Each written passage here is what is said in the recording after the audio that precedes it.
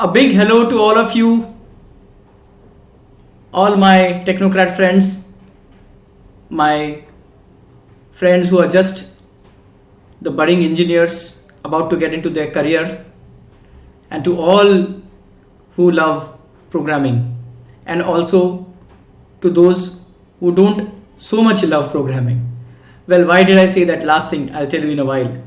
So, as I've promised you all that I'll be starting my first lecture series on Python, I thought why not, as a precursor to that, have a bit of an introduction to what programming is all about and my take on what programming is. And why I want to do this is because perhaps you haven't learnt it this way, the way I will be sharing with you, or perhaps this kind of a perspective you may never have thought of. And if you have thought about it, then it's really great. You are absolutely on the right track. So I also wanted to talk to those people who have been asking me since a couple of days to talk about programming from a non-technical perspective. What you guys sitting in those air-conditioned cubicles do at your keyboard and mouse, and some gibberish is there on the screen, and you, like a magician, get things working, and you create forms and you create amazing stuff. How is that? And what is that? So basically, when you ask me my take on programming, I simply say it's transfer of wisdom. Like when I was very young and I understood what programming is all about, what a program is, and when I knew that it is some kind of a sequential instructions which you give to a processor and then it does the work, I was like, hey, this means that we are as good as brain surgeons. We are actually putting some wisdom, we are operating a brain and putting some knowledge, some wisdom into it. So that made me feel really passionate, and that was the time when I started to dream about being a programmer. Well, that's all about my personal stuff, but just to give you a perspective that it's all about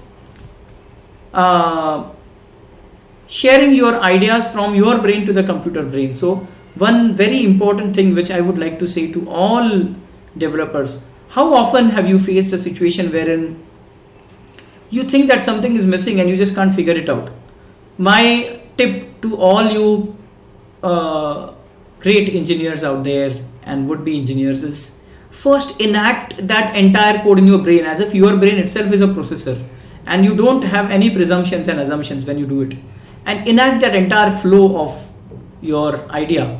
And at the end of the day, what we are doing, we are actually telling something to the computer, as in a sequential set of instructions in a kind of a restrictive language. It is not the kind of language we speak to each other, because when we speak, we have semantic naturally built in our language, in our brains, and the context is always there. We as humans understand the context and semantics without us being told about it. I mean, talk about the puns in the languages, or so-called double meanings when we use some phrases. You know what I'm talking about. These are puns, and these are those things which have a context, and then you can use it in terms of a different context and it means totally different.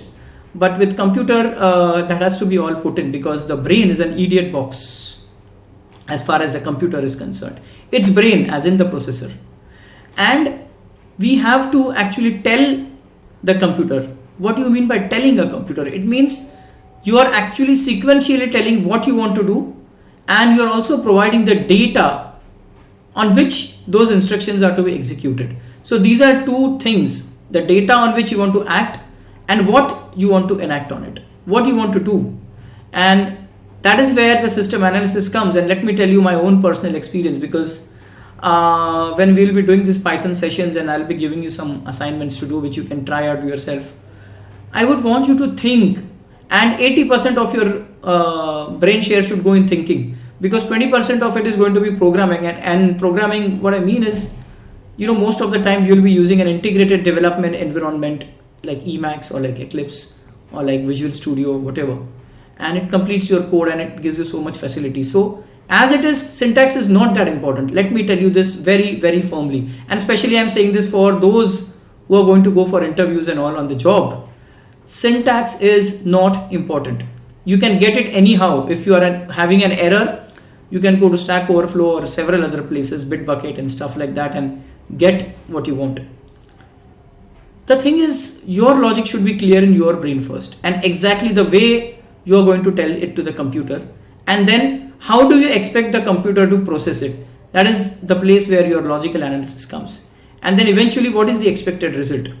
Of course, that is the reason you are writing the code. So it's about telling, processing, and then asking. It's as good as these three things. That's what we do. And how we do it, as I said, it's about a restricted language. Non-technical people, if you are listening to this lecture, you might have heard jargons like C, C++, Python, Java from a lot of people who are your friends and are into this field. What they are talking about is some specific language which has very limited words, and you have to make sense out of that, and you have to explain the computer, or rather put that idea into brain using those specific words or keywords or those specific terms. So that's exactly what programming is all about. Your idea goes into the processor from your brain, and the way to do it is that language. And what that language is, there are only 6 fundamental building blocks of any programming language. And again, those who are new to this entire thing, you know something, if you divide your idea or your problem or your project or your module into these blocks very carefully at the very beginning, do it subconsciously, but do it. You will, believe it or not, you will be surprised to know how easy and trivial then it becomes to write the code, and then it becomes fun. Because often people come to me, and when I interview them for as candidates for any job, they would say, no sir, we have done this thing in Java, I don't think we will be able to do this in Python. Such people are actually on the wrong track, because go to any language, these are the 6 building blocks. The variables, which are your data boxes, wherein those boxes you keep some data into it and you label them like your pigeonholes or your shelves in your cupboard. So your variables are those which are there, and they stay in the memory.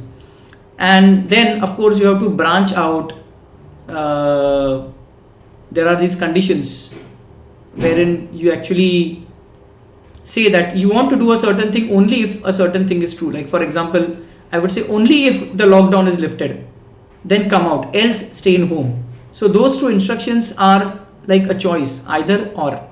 So you have to understand your flow. That is the reason I said you have to enact the flow first. Don't start, jump into the coding mindset and start doing it. Don't do it. Then of course there are things which you want to do repetitively. Like let's say I want to instruct a robot that I have to fill a glass of water. I have to tell that you hold the glass below the tap. Keep holding until the glass is full. So when you have something like when it comes in your brain, a certain thing should be done until a certain thing happens. At that time you use loops. So when you think, you should think in terms of these keywords. Until a certain thing happens, if a certain thing happens. This is the kind of flow where you talk about when you talk about analysis. And then of course you need machines to process raw material. Then you get some finished products in the factories. So if your program is kind of a factory, you can imagine functions as machines. Remember those boxes which I talked about, the variables. Many a times those variables are used as raw material, what you call as parameter to the function, and you create a function like a machine, and it has some instructions inside it to process those boxes and create a finished product, which is called a return value in programming jargon. Sometimes you just want the machine to consume that thing and not return any finished product at all. So that is also possible. Sometimes the function has all the prerequisites, and then you can just use it as it is.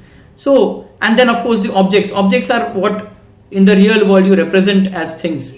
They are like the most lively thing. And the lists, of course. List is a situation wherein you have a collection of those boxes and you have to use them together or as individual. If both the situation is true, then you will have to use a list. And of course, as I said, the objects are the most lively things, because you can tell the objects to do certain things. And list and objects are actually depending on the first 4 elements, because object is nothing but a mixture of those boxes and those machines. It's like a factory. And list is like a collection of those boxes which you can carry along anywhere and access them individually or use them together. So guys, this is all what is there for programming. So when we start the Python session, you will remember that I've said these things, and this kind of an analogy is going to help you a lot. So until the next tutorial, this is Krishnakant Mani signing off. Goodbye and happy coding.